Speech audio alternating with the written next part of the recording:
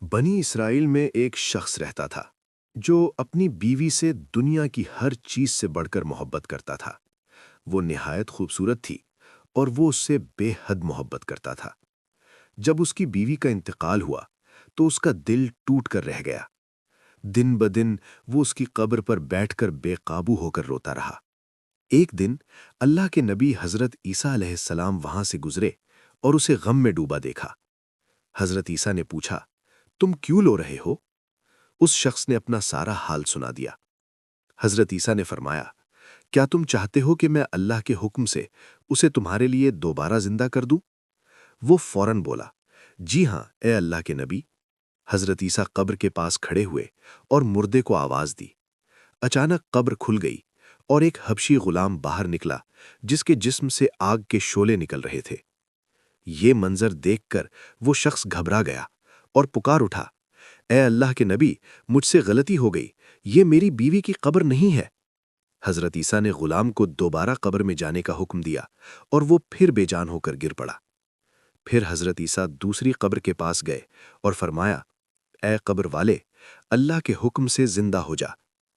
قبر کھل گئی اور ایک عورت سر سے مٹی جھاڑتی ہوئی باہر آ گئی۔ وہ شخص خوشی سے پکار اٹھا، اے روح اللہ، یہی میری بیوی ہے۔ اجازت ملنے پر وہ اپنی بیوی کو ساتھ لے کر گھر کی طرف چل پڑا۔ راستے میں غم اور مسلسل جاگنے کی وجہ سے وہ تھک کر بیوی کی گود میں سر رکھ کر سو گیا۔